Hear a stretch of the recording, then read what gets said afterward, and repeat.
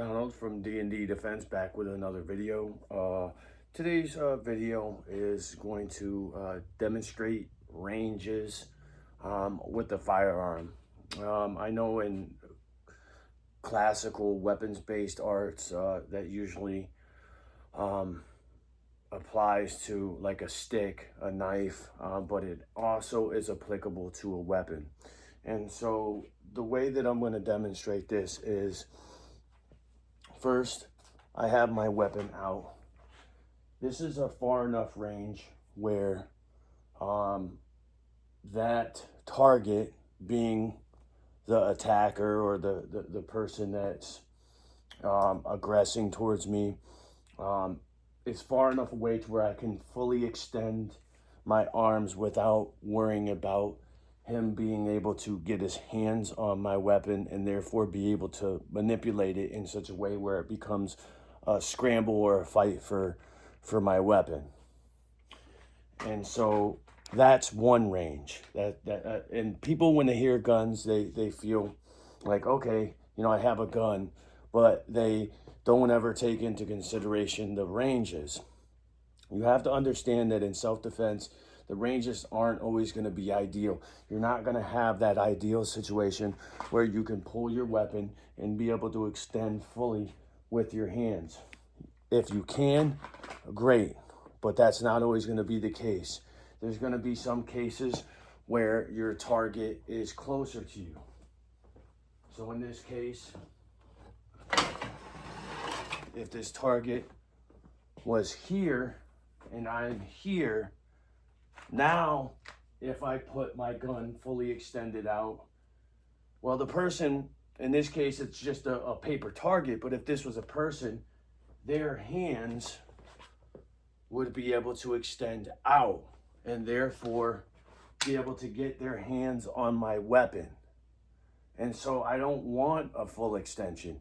So this is going to change the way that I manipulate the weapon in order to not only neutralize the target, but also prevent the target from being able to, or less likely to, get their hands on my weapon. And so what that's going to look like is my hands are going to still grip the weapon, a support grip, but they're going to be in tight on my hands, basically up to my belly. Elbows tight to my core.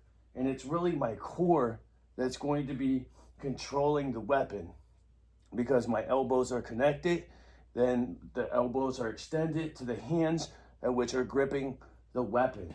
And so if I have to draw, and I know that this person is a little too close to me for me to be able to extend fully with my arms, I draw, come in, and I stay nice and tight to my body. As you can see, the weapon's not fully extended. So even if he was to reach out, it would be significantly harder.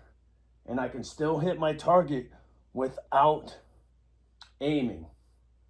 Once I draw, knowing that range, I draw, come in, grab my support hand, grips the weapon, 2 shots. Again.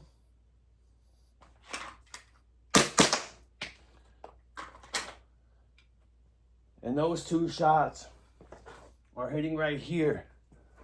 At this range, you don't even have to worry about sight alignment. And I know that's contrary to what most instructors will teach you, but you also have to remember, this is self-defense. And not every self-defense scenario is going to be at a range where you're going to be able to fully extend your arms and get a nice sight picture. And even if that is the case, you can almost guarantee if you're aiming your gun at somebody that's far enough away, 9 times out of 10, that's happening because they got a gun on you. And so you're going to have to be moving. There's going to be adrenaline rushes. So you're going to have to account for that. Your aim is going to be completely off. Because of that, your dexterity in your hands will be off. And your hands are what's manipulating the weapon. So understanding, even with the firearm, there's ranges in which you'll fully extend and you'll keep in close. So in the case of this, he's close enough to where I can get my weapon out and keep pressed here, where I'm somewhat extended, but not fully extended, okay? Because if I'm fully extended, this gives him the ability to reach out and grab my weapon. And that's not something that I want. But if I'm here, it's less likely to happen, while still leaving me the ability to put shots on target. Now, if we're close, say you're in some sort of tight quarters, regardless of what those quarters are. You could be on a subway, you could be, and mind you, in a subway there's going to be other people, so you have to be careful. And there, since I do self-defense in Connecticut, there's not a lot of subways in Connecticut. You know, for the places that do have subways are usually areas where you wouldn't be able to carry your weapon anyways.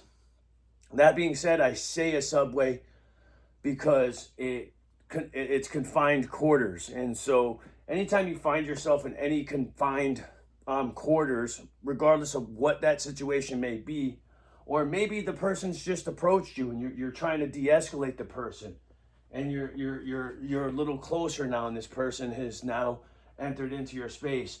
Well, even this isn't going to be enough to neutralize the target. The reason for that is that once I've lifted my shirt, went for my weapon, and drew my weapon to get out and get here, the person is already on top of me. So as I've demonstrated in a previous video, when you're that close, it's important to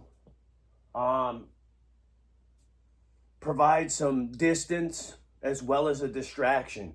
And what that will look like is if I'm this close, and while this target doesn't have the height, what it would look like is me here, acting like I'm listening, not in a real defensive posture. And then the moment that I feel that this is going to go a different way and escalate, turn this the other way. I toss up an elbow as a distraction. Boom. Like I'm combing my hair. Boom. Hit with an elbow or driving it to the chest if the person's taller. I then come, finger to nipple line.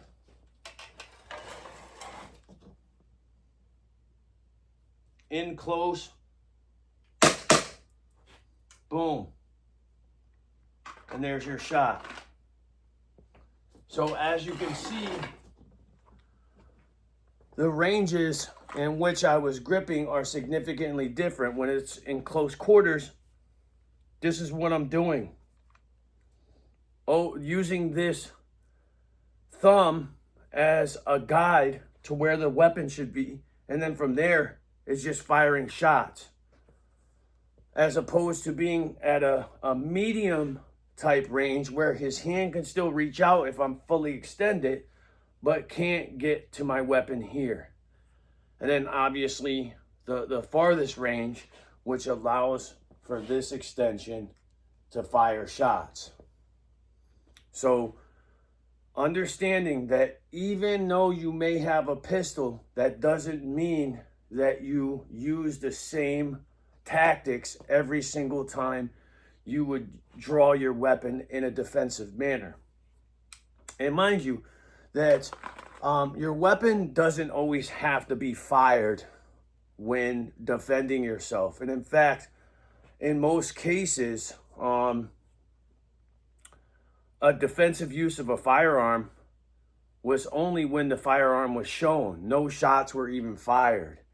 It doesn't really make the news because those types of news stories aren't flashy. It doesn't bring in ratings. And so they don't tend to report on it. Not to mention that it goes against kind of a mainstream narrative against guns, because if people begin to learn that guns actually do save lives, then there would be less of an incentive for people to vote away their rights in the first place. And so I understand that I kind of went off into kind of politics there, but it's important to know, especially when you're dealing with firearms, and understanding that, you know, firearms are just a tool.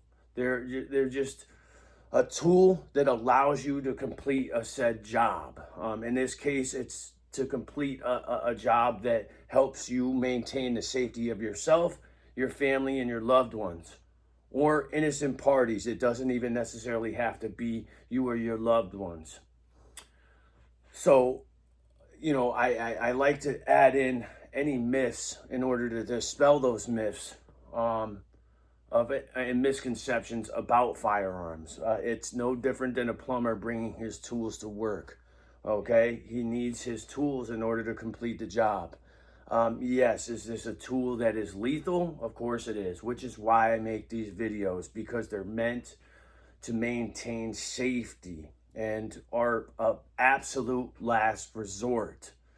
Yes, are there drills that one should run in order to be more proficient with their firearms, their knives in their hands? Of course. But once again, the physical element of self-defense is always the last to be utilized. Your wits and your mind should be the very first thing, which is why I will continue to reinforce maintaining situational awareness and planning. You know, planning where you're going, making sure that anybody and everybody in your party understands what needs to be done in order to avoid a bad situation.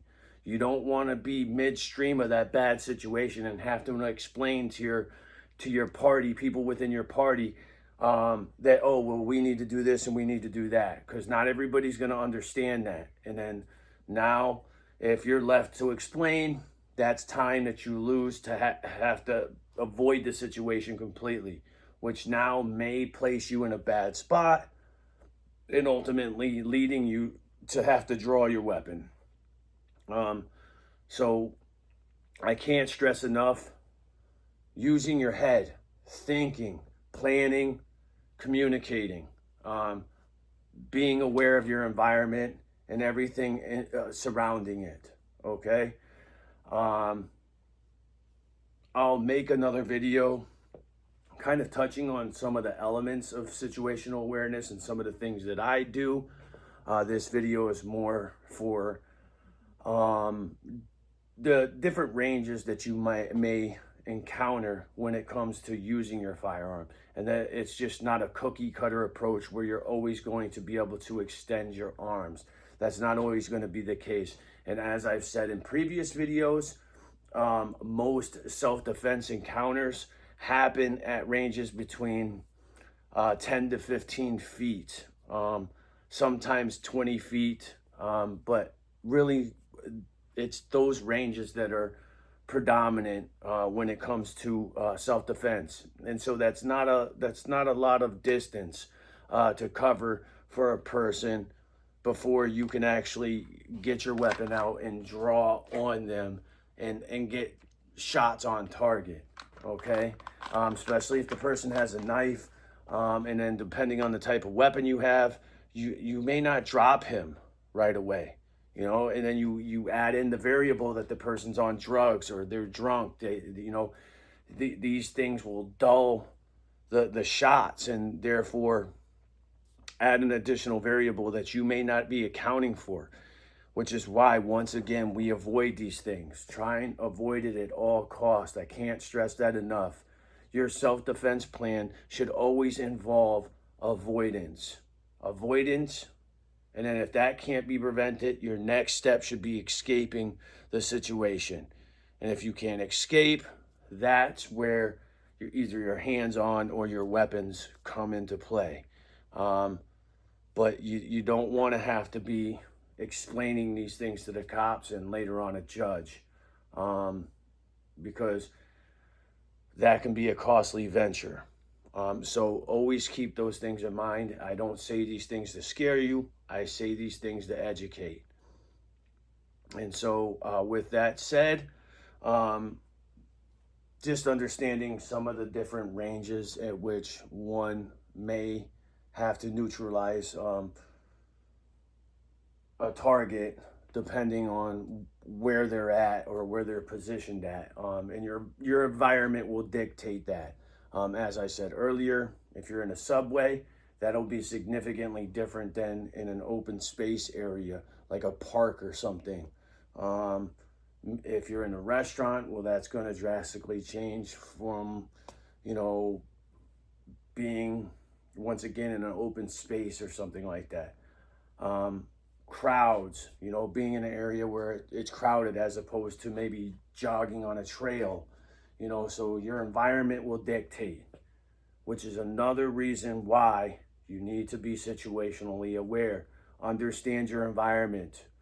Know where you can go for help, your exit strategies, you know, all these things, understanding the layout, you know, what are some other potential options? All these different things should be in your mind when you go somewhere. And if you're traveling with people, they need to understand why you're doing the things that you do so that the question doesn't arise when it's time for you to act.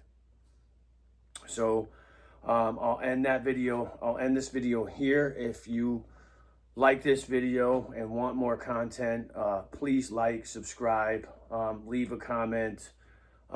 If you're in the Hartford area and you're looking for self-defense lessons, ranging from firearms training to martial arts training, and even more of a hybrid system that incorporates both firearms and martial arts, excuse me, please go to my website at dnddefense.com.